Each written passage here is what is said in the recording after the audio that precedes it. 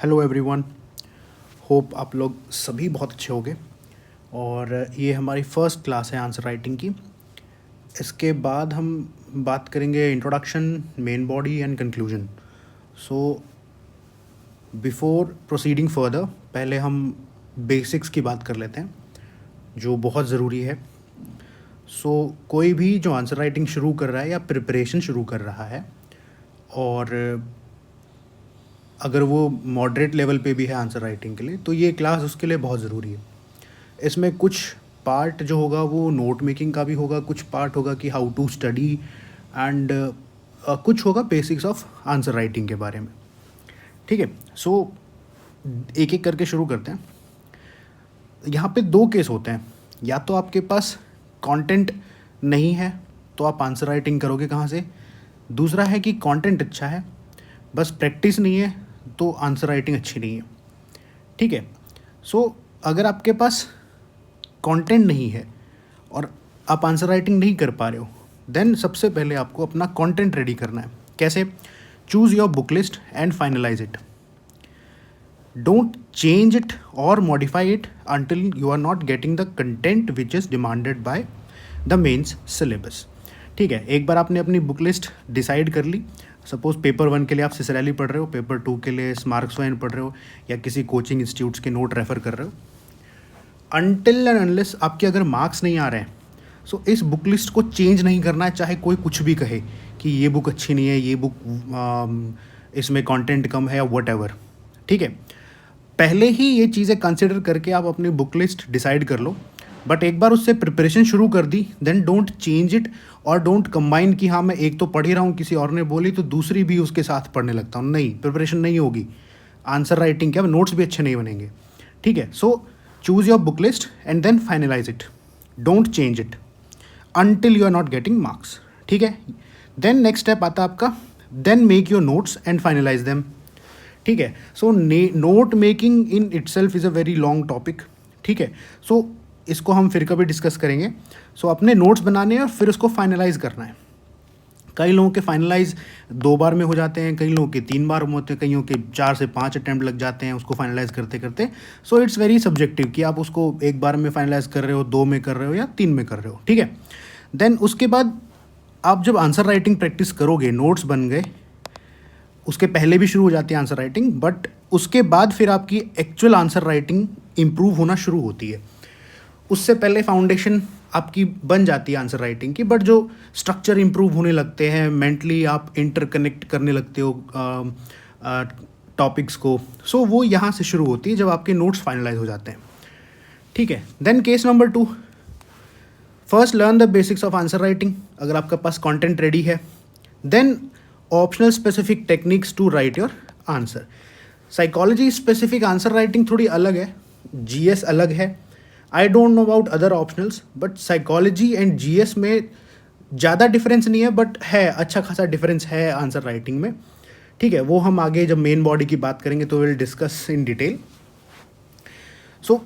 अगर आपके पास ये केस नंबर 2 है कि आपके पास गुड अमाउंट ऑफ कंटेंट है बट लेस प्रैक्टिस आपकी है, कम प्रैक्टिस है, तो भी आप आंसर नहीं लिख पाते हो, देन आपको फर्स्ट पहले आंसर राइटिंग के बेसिक्स सीखने पड़ेंगे, उनको प्रैक्टिस करना पड़ेगा, एंड देन आप ऑप्शनल स्पेसिफिक टेक्निक्स उसमें इम्प्लीमेंट करोगे, एंड धीरे धीरे धीरे you will be in a very perfect in answer writing.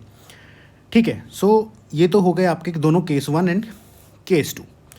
Then फिर हम आते हैं फॉर एवरी क्वेश्चन। जो आपका एग्जामिनर है ना, उसके लिए उसका जो भी क्वेश्चन आप आंसर कर रहे हो, उसके माइंड में ऑलरेडी एक बहुत परफेक्ट एग्जाम्पल उसका होता है, उसका परफेक्ट आंसर उसके माइंड में होता है। वो कैसे होता है, अभी we will discuss in this class only कि कैसे वो परफेक्ट आंसर डिज़ाइन करता है। अगर आप उस पर्टिकुलर स्ट्रक्चर में जो उसका आंसर है, क्योंकि देखो एग्जैक्ट तो हम नहीं लिख सकते जो उसके माइंड में है, जो बहुत ही वेरी क्लोज स्ट्रक्चर जो उसने अपने माइंड में बनाया है, वो भी किसी पैरामीटर्स पे बनाया होगा, वो भी हम डिस्कस करेंगे अभी। जो पैरामीटर पे उसने वो स्ट्रक्चर बनाया है, उस पैरामीटर के जितने क्लोज होंगे हम उतने अच्छे मार्क्स हमको मिल जाएंगे।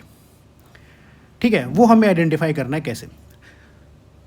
देन जो आपका शेड्यूल होता है, आपका मेंस एग्ज़ाम का जो शेड्यूल है, जिसने मेंस दिया होगा ज़रा देखना कितना हेक्टिक शेड्यूल है कि आप ऑप्शनल पेपर आप ऑलमोस्ट एक ही दिन में आप 2 पेपर देते हो, ठीक है, starting from this GS paper 1, then GS paper 2, GS paper 3, GS paper 4, then आपका नेक्स्ट वीकेंड में आपका फिर लैंग्वेज हो जाता है एक पेपर, देन उसके बाद इंग्लिश का paper, then next day itself फिर आपका optional paper and optional paper 2। ये इतना हेक्टिक शेड्यूल है कि इसमें अगर आपके पास जो कंटेंट वो आपका फर्स्ट हैंड रेडी नहीं होगा आपके पास, देन आप इस पेपर को ही कंप्लीट नहीं कर सकते। फॉरगेट अबाउट अच्छे मार्क्स लेना या मेंस क्लियर करना, ठीक है। मतलब 6 घंटे बैठ के लिखना, it's not an easy task, ठीक है, बहुत मेहनत लगती है और बहुत बैंड बजती है। सो आप अपने कंटेंट को फर्स्ट हैंड रेडी रखो, एटलीस्ट 2 से 3 बार उसको रिवीजन हो जाना चाहिए एग्ज़ाम से पहले।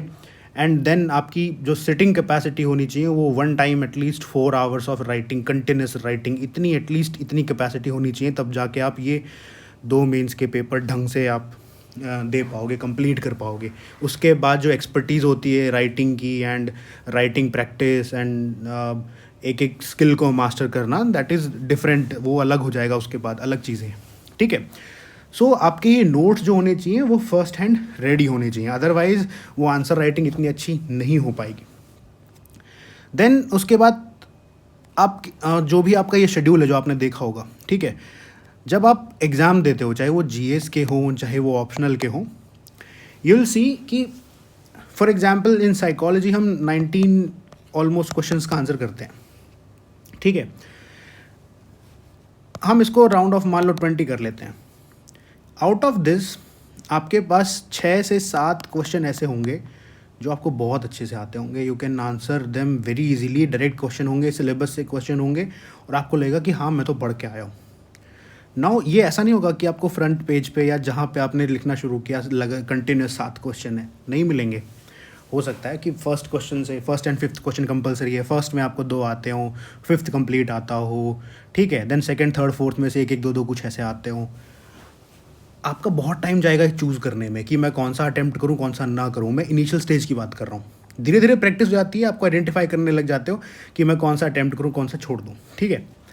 सो ये 6-7 क्वेश्चन आपके ऐसे होंगे जो आप बहुत अच्छे से आंसर कर पाओगे। माय सजेशन इज़ कि ये 6-7 क्वेश्चन कोशिश करना कंपलसरी में से ढूंढो, क्योंकि आपको फिर ये नहीं रहेगा कि इसमें से कितना छूट रहा है कितना नहीं छूट रहा है, ठीक है। कंपलसरी में से ये 6-7 क्वेश्चन ज़रूरी है, ये आ जाने चाहिए आपको, इतनी प्रैक्टिस होनी चाहिए। देन जो क्वेश्चन आपके ऐसे होते हैं 7 to 8 क्वेश्चन आपके ऐसे होंगे जो आपको 50-50 आते होंगे, या 6 to 7 क्वेश्चन ऐसे होते हैं जो आपको 50-50 आते हैं। आधे आते हैं, कुछ सोचना पड़ेगा, कुछ स्ट्रक्चर बनाना पड़ेगा एंड देन फिर आप उसका आंसर कर पाओगे। देन लास्ट के 4 to 5 क्वेश्चन आपके ऐसे होते हैं जो आपको नहीं आते, बिल्कुल bouncer, totally new to you. वो क्वेश्चन आप नो मैटर कितनी भी प्रैक्टिस करके चले जाओ, कितना भी पढ़ के चले जाओ, ये 4 से 5 क्वेश्चन आपको ऐसे ही मिलेंगे, बिल्कुल टोटली न्यू, बिल्कुल out of the box kind of question. Now जो आंसर राइटिंग प्रैक्टिस होती है वो इनके लिए नहीं होती है कि 6 से 7 क्वेश्चन आपने आंसर कर दिया and you will be like wow हमने तो आंसर राइटिंग प्रैक्टिस की थी। नहीं, वो इनके लिए होती है जो 4 से 5 क्वेश्चन आपको बिल्कुल नहीं आते और 6 से 7 क्वेश्चन जो आपको 50-50 आते हैं। पूरी आंसर राइटिंग प्रैक्टिस इनके लिए होती है। ये तो सभी कर ही लेंगे क्योंकि सबको आते हैं ये 4-5 किसी को नहीं आते और ये 6-7 सबको 50-50 आते हैं।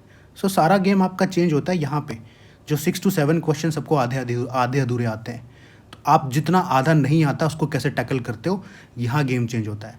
देन 4 to 5 जो क्वेश्चन नहीं आते हैं वहाँ सब कुछ ना कुछ लिख ही रहे हैं, तो ऑलमोस्ट वही 3-2.5-3 नंबर या 4 नंबर अगर 10 मार्क्स का है तो मैक्स टू मैक्स 2.5-3 नंबर इतने ही मिल रहे हैं या शायद इससे भी कम, ठीक है। सो सारा गेम आपका यहाँ पलटता है। So you need to master these questions. चलो समझ गए अब कि कैसे क्वेश्चन होते हैं। सो अगर आंसर राइटिंग प्रैक्टिस नहीं करोगे देन आप इन 4-5 क्वेश्चन को छोड़ के आओगे, यहाँ 50-50 लिख के आओगे, बस ये 6-7 क्वेश्चन में खुश होके आ जाओगे, मैंने बहुत अच्छा पेपर किया, ठीक है। सो ये सब चीज़ें नहीं करनी, दबा के आंसर राइटिंग प्रैक्टिस करनी है और पढ़ते पढ़ते जब से सिलेबस शुरू करते हो तभी से आंसर राइटिंग प्रैक्टिस शुरू कर देनी। कैसे, वो भी आगे हम इसी क्लास में फर्दर बात करेंगे। Then consider this question, how does the social identity theory explain group behaviour. 10 marker question है, और इसमें जो आपका की टर्म है, की वर्ड है, that is your SIT, social identity theory and group behaviour. ये दो आपके कीवर्ड्स हैं, ठीक है। क्वेश्चन को ब्रेक करो 2 पार्ट में एंड देन समझो कि इसको कैसे आंसर करना है, ठीक है। सो हर एक क्वेश्चन के कुछ पर्टिकुलर डिमांड होती है। जैसे इसमें पूछा है how does, so how does से ये it's kind of a direct question. ये डायरेक्ट क्वेश्चन है, ये डायरेक्ट बता रहा है कि आपको किस किस के बारे में क्या क्या बात करनी है, ठीक है। अब हम इस क्वेश्चन की डिमांड देखते हैं कि इस क्वेश्चन की डिमांड क्या है। This is the demand of the question. ये identify the core concept, explain the mechanism of SIT, then connect SIT to group behavior, then apply the theory to real world examples, then evaluate SIT, strengthen the limitations, then provide clear structured conclusion, ठीक है। Now इतनी सारी demand हम 10 marker question में कैसे complete करेंगे? This is the big question. ये बहुत बड़ा क्वेश्चन है कि इतनी सारी डिमांड है, इसने इतने सारे टास्क दे दिए हमको करने में, हम ये इतने सारी चीज़ें एक 10 मार्कर क्वेश्चन में क्या क्या करेंगे। सो सबसे पहले जो चीज़ें इंपॉर्टेंट नहीं है उनको आप नेग्लेक्ट कर सकते हो। ये वो प्रोसेस है जब आप आंसर राइटिंग प्रैक्टिस करते हो ना, तो मेंटली आपके स्ट्रक्चर बनने लगते हैं कि मैं क्या क्या लिखने वाला हूँ इस क्वेश्चन में और क्या क्या मैं छोड़ने वाला हूँ। सो ये उसका एक विजुअलाइजेशन है जो मैं आपको, जो मेंटली होता है उसको दिखा रहा हूँ मैं। देन आप इसमें ये चीज़ें छोड़ सकते हो। Evaluate SIT strength and weak limitations, ठीक है। देन ये apply theories to real world examples, ये आप इसमें नेग्लेक्ट कर सकते हो, बट बाकी आपको पूरा लिखना पड़ेगा, ठीक है। सो नाउ अब फॉर एग्जाम्पल मान लो ये 3 पार्ट हैं इसमें। अब इन 3 पार्ट्स में भी आप कुछ चीज़ें आप छोड़ सकते हो, क्योंकि देखो इसमें भी 3 पार्ट हैं, फर्दर यहाँ पे भी 3-4 पार्ट हो गए। आप कुछ आगे लिखोगे उसमें भी 2-4 पॉइंट हो जाते हैं। देन इन पॉइंट्स में आपको कैसे आइडेंटिफाई करना है कि क्या छोड़ना है और क्या नहीं छोड़ना है। सो जो पॉइंट आपके एग्जैक्ट डिमांड फुलफिल करते हैं सिर्फ वही लिखने हैं।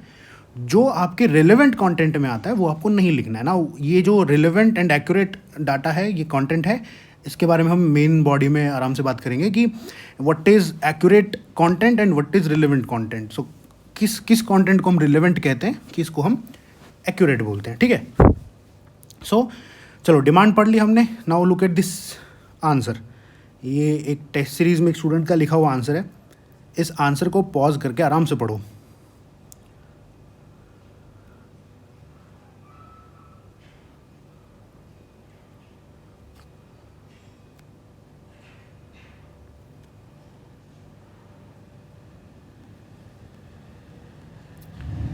नाउ देखा आपने ये आंसर। इस आंसर में क्या दिक्कत है? एक तो इसको देखो, यहाँ से लेके यहाँ तक इतने में उसने पूरे आंसर की समरी लिख दी है। पूरा आंसर यहीं ख़त्म हो गया इंट्रोडक्शन में ही। ऐसा नहीं होना चाहिए। पहली बात, इन माय एक्सपीरियंस, अगर आपका इंट्रोडक्शन है तो introduction should be in 1 single paragraph, ठीक है। देन आप एक सब हेडिंग दोगे जो क्वेश्चन में पूछा गया है, that is SIT and group behaviour. Then आप उसके पॉइंट्स लिखोगे, देन सब हेडिंग लिखोगे, देन उसके पॉइंट्स लिखोगे एंड देन कंक्लूजन। ये आपका एक जनरल स्ट्रक्चर होता है आंसर का, ठीक है। नाउ अगर ये आपका इंट्रोडक्शन है, सपोज ये आपका इंट्रोडक्शन है, सो इंट्रोडक्शन का सेकंड पार्ट आपका होता है लिंकेज पार्ट, जो मेन बॉडी से कनेक्ट करता है, ठीक है। देन मेन बॉडी का आखिरी पार्ट जो होता है, उसका लास्ट 2 लाइन जो होती हैं, जो आपको कंक्लूजन की तरफ लेके जाती हैं, that you are concluding your answer. So ये पूरे फ्लो की बात होती है, हम पूरे उसमें बात करेंगे मेन बॉडी में। सो ये इस आंसर को बताने के लिए मुझे एक्सप्लेन करना पड़ा। सो यहाँ पे तो इंट्रोडक्शन ही ख़त्म हो गया। कहाँ सब हेडिंग है कुछ नहीं पता कि यहाँ पे सब हेडिंग देनी थी आंसर शुरू करने से पहले, नहीं, डायरेक्टली लिखना, कुछ अंडरलाइन नहीं किया गया है क्या है क्या नहीं है। It's a kind of paragraph, ये देखिए पूरा पैराग्राफ, ठीक है। देन इंडियन कॉन्स्टिट्यूशन कंक्लूजन में क्या रिलेवेंस है, कोई रिलेवेंस नहीं है, ठीक है। एग्जाम्पल भी, मराठी फैमिली, क्या मराठी फैमिली, आप जो एग्जाम्पल देते हो ट्राई कि वो थोड़ा सा साइकोलॉजिकली इंक्लाइंड हो। देन ठीक है, आप इस आंसर को देखिए, लुक एट दिस इंट्रोडक्शन। पहले ही बता दिया भाई, proposed by Tajfel and Turner. Then subheading, core components of SIT, then points, then this is substantiation. इसे सब्सटैंशिएशन बोलते हैं जब हम एग्जाम्पल दे देते हैं. सो पेपर 1 में बेसिकली एग्जाम्पल्स जो होते हैं वो होते हैं हमें की टर्म्स या फैक्ट, डाटा, थ्योरीज, रिसर्चेज, ये हमें देने होते हैं सब्सटैंशिएशन में, ना कि हम एग्जाम्पल लिखने लग जाएं. जैसे ऊपर एग्जाम्पल में यहाँ लिखा हुआ था ये मराठी फैमिली. ये paper 2 is a very good, ये पेपर 2 में बहुत अच्छे मार्क्स दे देगा, but not in paper 1. So paper 1 में हम कोई पॉइंट क्यों लिख रहे हैं, वो किस रिसर्चर ने बोला है, किस थ्योरी के बेस पे बोला है, हमें वो एविडेंस देना होता है. That is substantiation in paper 1. जैसे हम पॉलिटी में आर्टिकल्स लिखते थे सब्सटैंशिएट करने के लिए पॉइंट को, वैसे ही. ठीक है. सो ये 3 पॉइंट लिख दिए.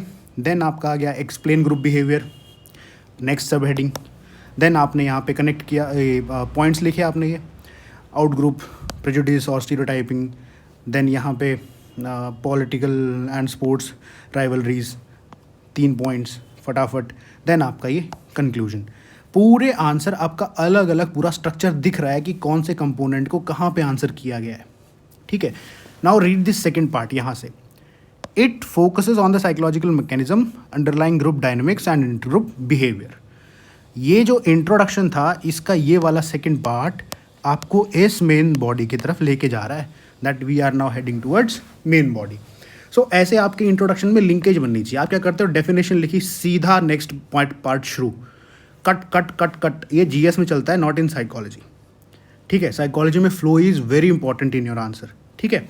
सो ये तो हो गया आपका बेसिक एक स्ट्रक्चर एक दिखाने के लिए कि देखो this is how you need to answer every question, almost every question. ठीक है. यहाँ कंक्लूजन थोड़ा लंबा है, उसकी कहानी अलग है, विल डिस्कस इन कंक्लूजन वाली क्लास.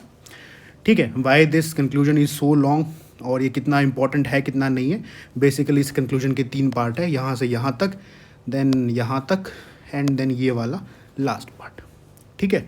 सो इसको भी हम हटा सकते हैं, फर्स्ट एंड सेकंड में भी कर सकते हैं, बट थोड़ा लेंदी एक्सप्लेनेशन है, we will do in conclusion वाली क्लास. ठीक है. सो यहाँ तक आप लोग को समझ में आ गया होगा कि क्या है और कैसे इस आंसर को हमें देखना है, कैसे आंसर को हमें जनरल प्रैक्टिसिंग करनी होती है. ठीक है. सो एक टॉपर को बहुत अच्छे से पता होता है कि उसको अपने आंसर का स्ट्रक्चर कैसे बनाना है. वो किसी भी आंसर को ब्लैंक नहीं छोड़ता है, पूरे आंसर का प्रॉपर स्ट्रक्चर बनाता है. अगर उसे आता है तो एक्यूरेट डाटा लिखता है, और अगर नहीं आता है तो वो रिलेवेंट डाटा लिखता है, बट वो एग्जैक्ट उसी वे में लिखता है जिस वे में क्वेश्चन पूछा गया है. लाइक ग्रुप बिहेवियर, ये आपके क्वेश्चन का कीवर्ड था. देन SIT, ये आपका क्वेश्चन का कीवर्ड था. सोशल आइडेंटिटी थ्योरी, यहाँ पे एक बार हमने फुल लिख दिया, देन हम शॉर्ट में लिख सकते हैं उसको ऐसे SIT. सो ये जो चीज़ें हैं, ये जो क्वेश्चन में कीवर्ड्स हैं, आपको उसी कीवर्ड्स का यूज़ करके सब हेडिंग बनानी है, ताकि इवैल्यूएटर को ये पता चले कि हाँ जो स्टूडेंट है वो पूरा आंसर वही लिख रहा है जो क्वेश्चन में पूछा गया है. क्योंकि इवैल्यूएटर को इतनी सारे कॉपीज चेक करनी है, वो शायद ही आपका पूरा आंसर पढ़ रहा है. वो आंसर की स्ट्रक्चरिंग देख के अंदाज़ा लगा लेता है कि इसने कितना लिखा होगा, कितना नहीं लिखा होगा, और क्या लिखा होगा क्या नहीं लिखा होगा. सो ये चीज़ें जब आपकी अलग अलग दिखेंगी तब वो जाके थोड़ा होगा कि हाँ मैं इसका आंसर पढ़ता हूँ, वरना शायद वो पढ़ेगा भी नहीं. 3-4 आगे के फर्स्ट आंसर पढ़ेगा, अंदाजे से पूरे पेपर में मार्क्स दे देगा. ठीक है. और धीरे धीरे क्वालिटी आपकी डिक्रीज होती जाती है आंसर्स की. By the end of the answer sheet वो उस हिसाब से आपके मार्क्स कम करते चला जाएगा. सो जितना ज़्यादा अच्छा इंप्रेशन आपका फर्स्ट लुक में होना चाहिए आंसर का, उतना ही कंटेंट में भी होना चाहिए. ठीक है. सो ये तो हो गया आपका answer. So this is the जो टॉपर होता है वो अपने आंसर को स्ट्रक्चर करता है, चाहे उसे आता हो चाहे ना आता हो. अगर आता है तो वो एक्यूरेट डाटा लिखता है, नहीं आता तो वो रिलेवेंट डाटा लिखता है, बट एटलीस्ट कुछ लिखता है. ठीक है. सो ये चीज़ें होंगी आपकी. ये तो है आपका, this is your first learn the rules, then learn to follow the rules, then play with the rules. ठीक है. So this is the key to answer writing.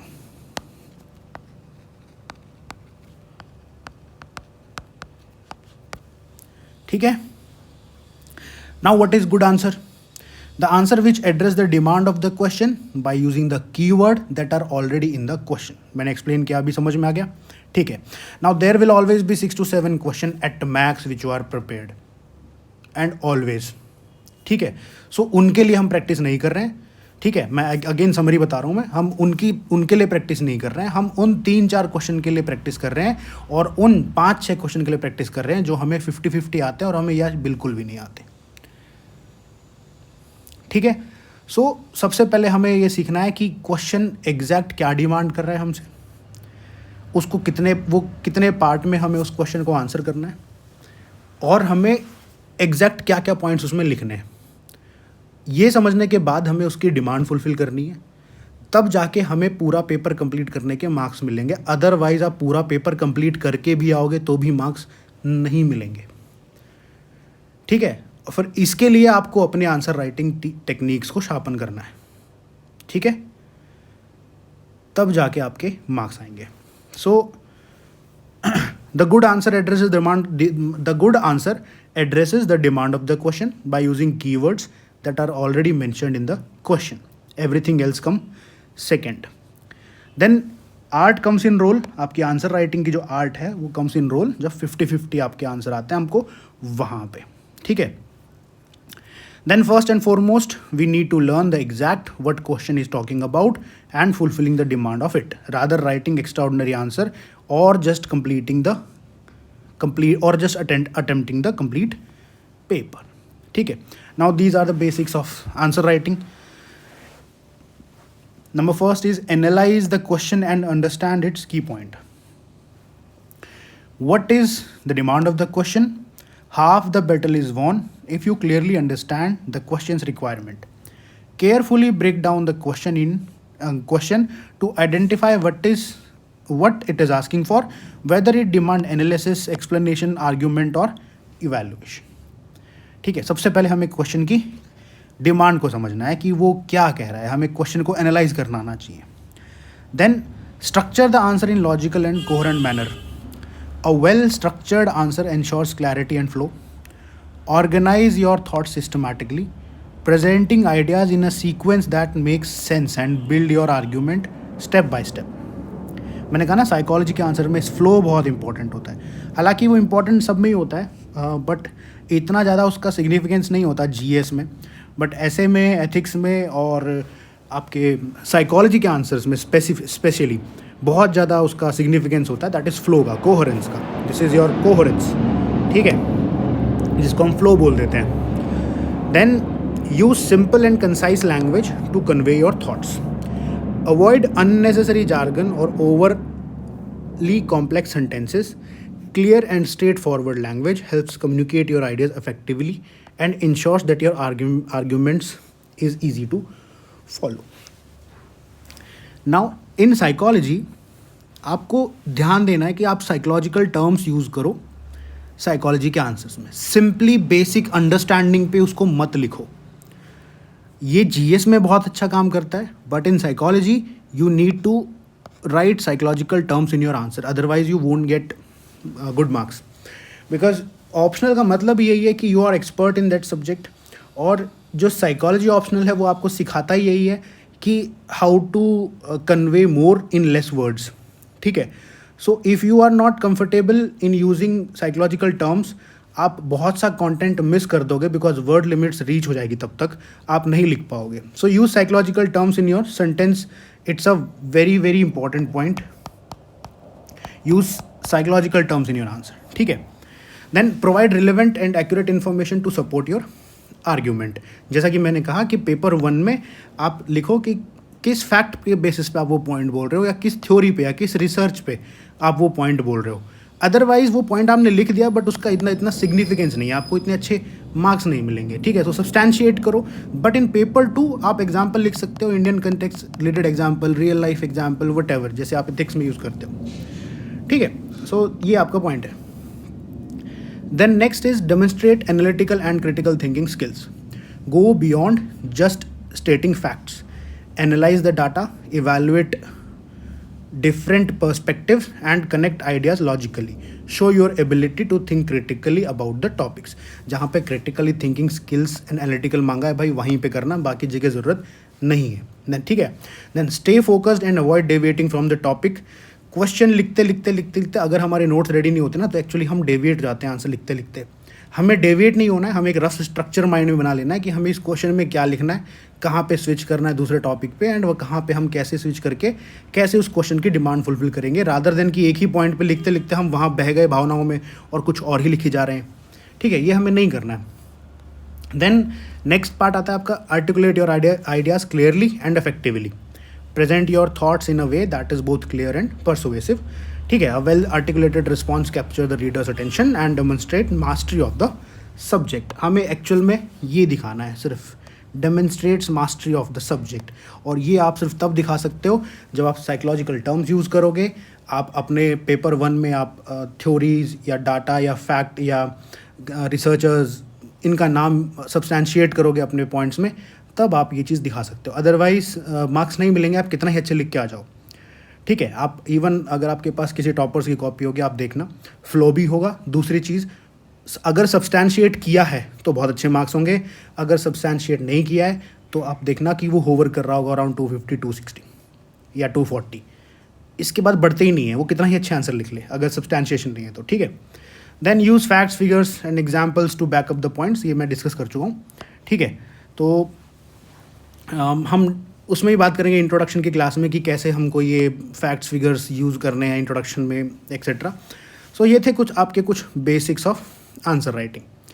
Now एक इस पैसेज पे आ जाओ, ये है जनरली ह्यूमन हेल्थ के ऊपर। ठीक है, सो वीडियो पॉज करके विद इन 5 मिनट्स आपको ये पूरा पढ़ना है एंड देन आपको कुछ क्वेश्चंस आंसर करने हैं। ठीक है, तो इसको पढ़ लेना पॉज करके,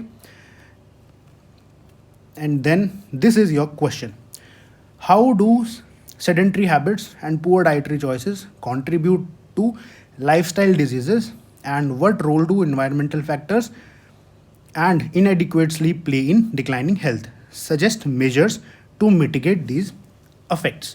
Now इस क्वेश्चन में जो आपके कीवर्ड्स हैं, that is sedentary habits, poor dietary choices, lifestyle diseases, environmental factors, inadequate sleep, declining health, and ये पूरा आपका तो क्वेश्चन ही पूरा अलग पार्ट हो गया ये वाला।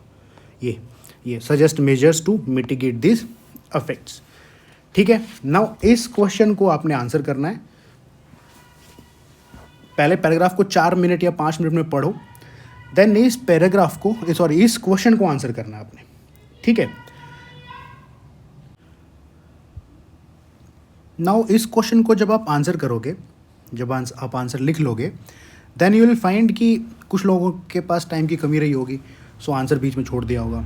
सो कीप इन माइंड कि जब भी आपका टाइम ख़त्म होने लगता है, सो एब्रप्टली आंसर को वहीं नहीं छोड़ देना या ख़त्म नहीं कर देना है। बेशक पॉइंट्स आप कम लिख दो, but start concluding your answer with in 7 to 8 minutes. आप विद कंक्लूजन अपने आंसर को कंप्लीट करें। कंक्लूजन कभी भी मत छोड़ना कि कंक्लूजन छोड़ देते हैं, पॉइंट लिख देते हैं। नहीं, कंक्लूजन ज़रूर लिखना, कुछ भी हो जाए कंक्लूजन ज़रूर लिखना है। क्यों करना है, इसके पीछे क्या रीज़न है, ये सिर्फ सुन के मान नहीं लेना है, हर चीज़ के पीछे एक रीज़न होता है। सो कंक्लूजन इसलिए लिखना है क्योंकि एज आई सेड, इवैल्यूएटर मेरे लिए आपका आंसर रीड कर रहा है पूरा कंप्लीट। ठीक है, वो हाँ रीड कर रहा है, या हमें मान के चलना है कि वो पूरा आंसर पढ़ रहा है, बट द रियलिटी शायद ही वो आपका पूरा आंसर पढ़ रहा है।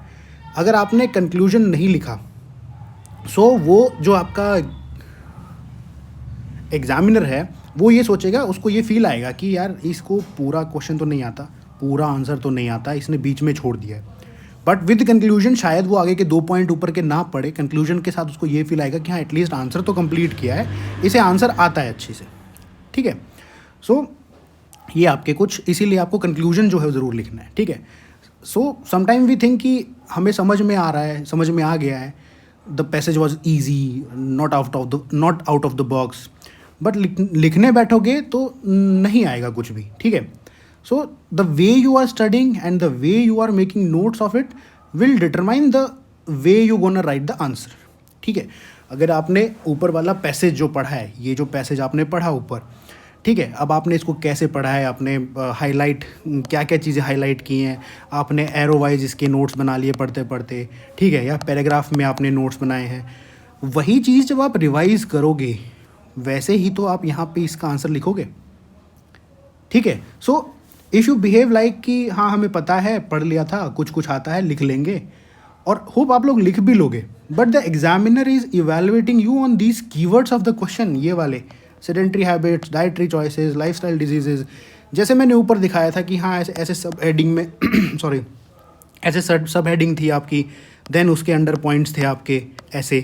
सो ये सब हेडिंग्स जो हैं ये वाली, ये आपके यही कीवर्ड्स तो होंगे, ये वाले इवन इन जो ये जो पॉइंट्स हैं आपके, इसमें यही कीवर्ड्स तो आएंगे, ये वाले जो आपको अंडरलाइन करने हैं। सब कुछ अंडरलाइन नहीं करना है आपको, यही चीज़ें अंडरलाइन करनी है। सो जो इवेलुएटर है वो आपको इन पैरामीटर्स पे इवेलुएट कर रहा है, इन कीवर्ड्स के बेसिस पे, ना कि आपने आंसर कितना अच्छा लिख दिया है उसके बेसिस पे। ऐसे पूरा पैराग्राफ लिख दो बिल्कुल ऐसे, और बहुत अच्छा आंसर लिखो बिल्कुल गूगल से कॉपी करके या नोट से कॉपी करके, नहीं मिलेंगे मार्क्स। बट आप एक डिसेंट आंसर लिखोगे इन गुड स्ट्रक्चर, ऐसे अपने कीवर्ड्स हाईलाइट करते हुए, आपको अच्छे मार्क्स मिल जाएंगे। So no matter what material you are reading, जो आप अंडरलाइन करते हो, those underline words become your answer eventually. ठीक है, कैसे? Because in revision you are going to revise those highlighted और अंडरलाइन कीवर्ड्स ना, इसीलिए वो आपका आंसर बन जाता है। सो जिन लोगों ने मेंस लिखा होगा वो लोग आइडेंटिफाई कर पाएंगे कि जैसे आपके नोट्स होंगे वैसे ही आप आंसर लिख रहे होगे। दैट्स वाई आपको ये कहा जाता है कि PYQs देखो, ठीक है, PYQs देखो, ताकि आप उसी के बेसिस पे रेप्लिका बना पाओ अपने नोट्स की, एंड वही आप आंसर में लिख पाओ।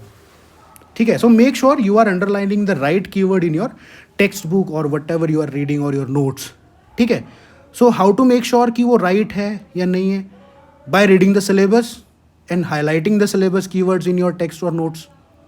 ठीक है, नाउ ये कीवर्ड्स एंड जो वर्ड्स हैं आपके, कीवर्ड्स हैं या की पॉइंट्स हैं, ये कैसे पता चलेगा कि कौन से, ये तो बहुत कम है, तो कैसे अंडरलाइन करोगे? सो जितने भी कीवर्ड्स होते हैं आप PYQ एनालाइज करोगे, सिलेबस को एनालाइज करोगे, यू विल फाइंड कि हर कीवर्ड्स की या की सब टॉपिक के नीचे बहुत सारे कीवर्ड्स होते हैं। वही कीवर्ड्स आपको अंडरलाइन करने होते हैं, हाईलाइट करने होते हैं अपने टेक्स्ट में, whatever you are reading. तो आपके जितना भी आपका जो टेक्स्ट बनता है, जो आपका क्रक्स उसके नोट्स बनेंगे, वो सारे उसी पैटर्न पे बनेंगे जिस पैटर्न पे PYQ का एनालिसिस है। फॉर एग्जाम्पल, जैसे सेडेंट्री हैबिट्स आपका क्वेश्चन है, डाइटरी चॉइसेस आपका कीवर्ड्स है, इनएडिक्वेट स्लीप आपका कीवर्ड है।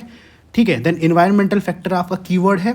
मान लो ये 4 कीवर्ड्स आपके सिलेबस में होते हैं, मेंस के सिलेबस में, जो कहीं ना कहीं होंगे भी सिलेबस में होते आपके PY, अगर मान लो एक डाइटरी चॉइसेस आपके सिलेबस में नहीं है, ये PYQ से निकल के आ जाता कि PYQ में डाइटरी चॉइसेस से रिलेटेड एक क्वेश्चन आया हुआ है सपोज। अब ये चीज़ आपने एनालाइज कर ली, इसी बेसिस पे क्वेश्चन बन गया। यही चीज़ एनालाइज करने के बाद आपने कीवर्ड्स आइडेंटिफाई कर लिए, यही कीवर्ड्स आपने अपने टेक्स्ट में हाईलाइट भी किए हुए हैं। ठीक है, ये डाइटरी चॉइसेस, ठीक है, देन आपका ये लाइफस्टाइल, ठीक है, देन ऐसे ही सारे वर्ड निकल आएंगे आपके धीरे धीरे, मेंटल हेल्थ, ये आपने अंडरलाइन कर लिए, ये आपके सिलेबस में थे, आपके PYQ के एनालिसिस में थे। अब आप इन्हीं के बेसिस पे आप अपने नोट्स बना रहे होगे और इन्हीं के बेसिस पे आप रिवीजन कर रहे होगे, एंड देन जब आप आंसर राइटिंग प्रैक्टिस करोगे तो इन्हीं के बेसिस पे आप आंसर राइटिंग प्रैक्टिस कर रहे होगे। अल्टीमेटली आप डाइवर्ट ही नहीं होगे, कहीं और जाओगे ही नहीं। Getting my point? यहाँ तक समझ में आया कि कैसे आप अपने नोट्स बनाओगे, कैसे क्वेश्चंस को आंसर करोगे, कैसे अपने चीज़ों को हाईलाइट करके रिवीजन करोगे। ठीक है, सो ये जो क्वेश्चन है ये वाला, सो ये एक ओपन एंडेड क्वेश्चन है। ठीक है, ये वाला how do sedentary habits, not open ended, ये आपका इस पैराग्राफ से क्वेश्चन है। ठीक है, सो इसके लिए आपको ये कीवर्ड्स आइडेंटिफाई करने बहुत अच्छे से आने चाहिए, और ये सिर्फ इसका लिए ये जो क्वेश्चन था इसका सिर्फ पर्पस ये था सॉल्व करवाने का या बताने का कि कैसे आपको अपने नोट्स में हाईलाइट करना है और कैसे आपको अपने रिवीजन स्टाइल मैनेज करना है। ठीक है, so don't make rangoli on whole lot of your paper और page, and then when you are preparing for the test read only those keywords which complete your syllabus. That's why your teacher always ask you कि भाई PYQ और syllabus देखा कि नहीं देखा, उनको देख लो, उनको पढ़ लो बीच में। ठीक है, so to pick those keywords and to understand the layout of the syllabus and what is going to be the asked in the question. इसलिए आपका टीचर कहता है कि PYQs देख लो, सिलेबस देख लो, मस्ट है। ठीक है, सो यहाँ तक समझ में आ गया।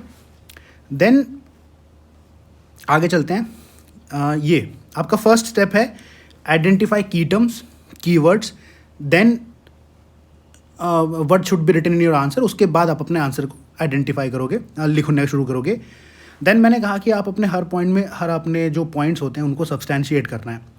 देन सब्सटैंशिएशन कैसे होगा, क्योंकि हर एक पॉइंट का सब्सटैंशिएशन हम नहीं सोच पाते हैं, हमारे पास एग्जैक्ट पॉइंट्स तो होते हैं बट सब्सटैंशिएशन नहीं हो पाता है।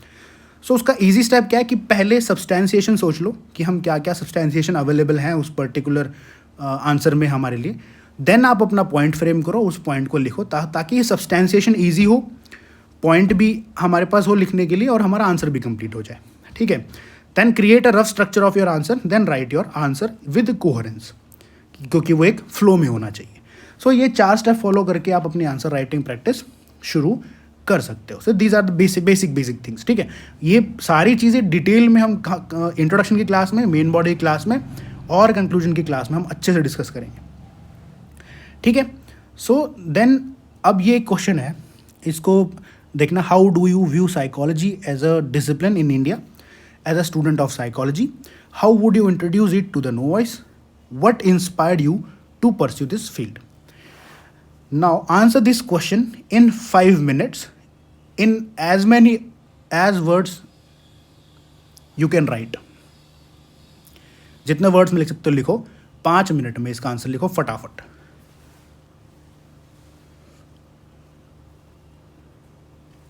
ठीक है।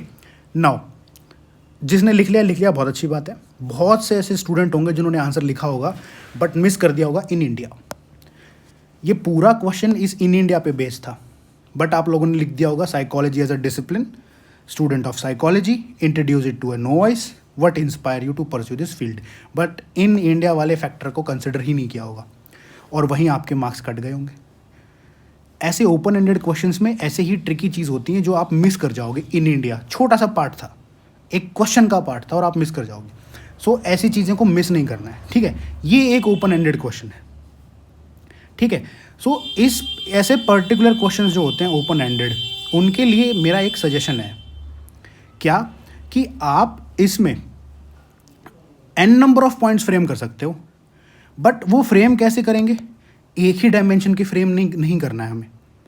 ठीक है, हमें अलग अलग डायमेंशन में करना है। कैसे, आप अपने जीएस कह रहा हूँ, साइकोलॉजी के सिलेबस को कंसिडर करो एंड देन आप उसी क्वेश्चन से, उसी सिलेबस से अलग अलग डायमेंशन में फ्रेम करो। ठीक है।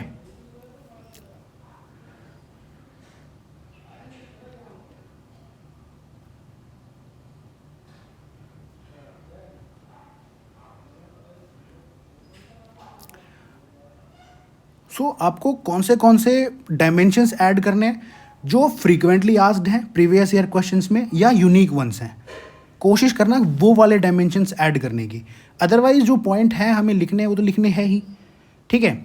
सो जो यूनिक हैं, अगेन आई एम रिपीटिंग, जो यूनिक हैं और या PYQs में फ्रीक्वेंटली आस्क्ड हैं, ऐसे ओपन एंडेड क्वेश्चंस में उन डायमेंशंस को ज़रूर कंसिडर करना, उन डायमेंशंस को ज़रूर लिखना, उन डायमेंशन को मत छोड़ना।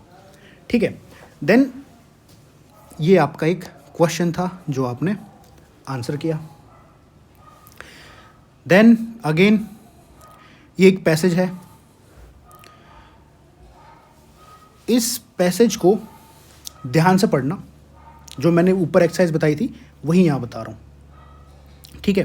देखो, कितना भी पढ़ लो, कोई भी बुक पढ़ लो, कितनी बार भी रिवीजन कर लो, without answer writing practice you can't write analytical questions. ये कैसे होता है, क्योंकि जब आप आंसर राइटिंग प्रैक्टिस करते हो तो मसल मेमोरी तो स्ट्रांग हो ही रही होती है आपकी आंसर लिखने के लिए। इंटरलिंकेजेस में, माइंड में भी आपका इंटरलिंकेजेस बनने शुरू हो जाते हैं, आपके स्ट्रक्चर बहुत जल्दी बनना शुरू हो जाते हैं। तो एक automatically even if you are writing basic question जो आपके के क्वेश्चन से डायरेक्ट आया हुआ है सिलेबस से, आपका माइंड फिर भी काम कर रहा है उसको एनालिसिस करने के लिए।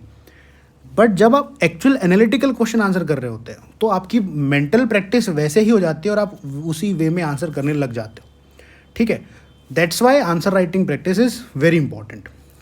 तो ये एक पैसेज है, इसको पढ़ना। Psychology plays a crucial role, मतलब ये रोल ऑफ साइकोलॉजी है इन अवर डेली लाइफ, उसके ऊपर एक पैसेज है ये। ठीक है। ऐसे ही आप अपनी बुक पढ़ते हो, नोट्स पढ़ते हो।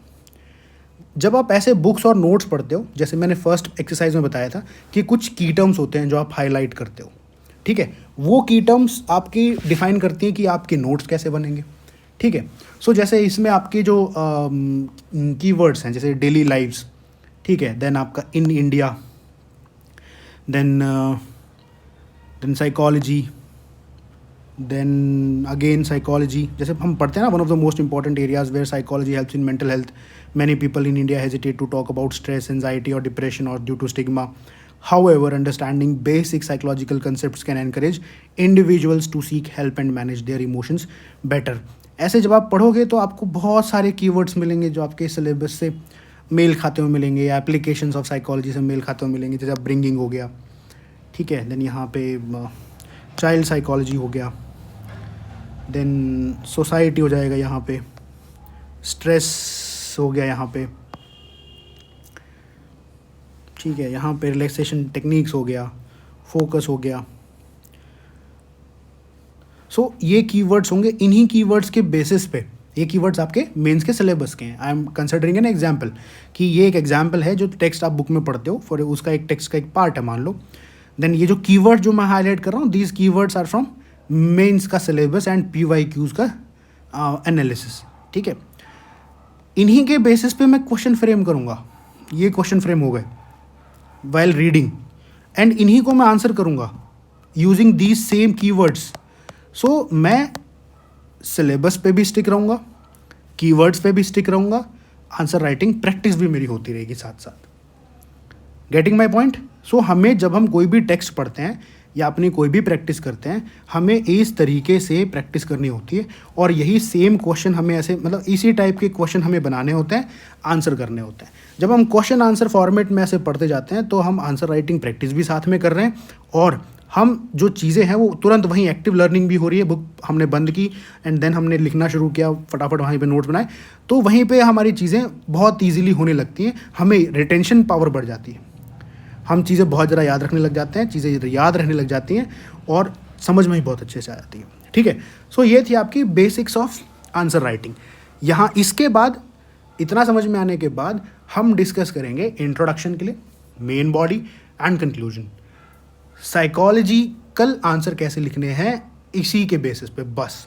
GS I don't no, I am not explaining anything about GS, but आपको साइकोलॉजी में कैसे इंट्रोडक्शन लिखना है, कैसे लिंकेजेस बनाने हैं, कैसे इंट्रोडक्शन से मेन बॉडी का ट्रांजिशन लिखना है, कैसे मेन बॉडी से कंक्लूजन का ट्रांजिशन लिखना है, कैसे सब्सटैंशिएट करना है, पेपर 1 पेपर 2 के आंसर्स में क्या डिफरेंस रहेगा, ये सारी हम आगे जो नेक्स्ट क्लासेस होंगे, इंट्रोडक्शन, मेन बॉडी, कंक्लूजन, उसमें हम आराम से डिटेल में डिस्कशन करेंगे. तब तक के लिए इस पूरी वीडियो को मल्टीपल टाइम्स देखो, समझो और प्रैक्टिस करो. Thank you.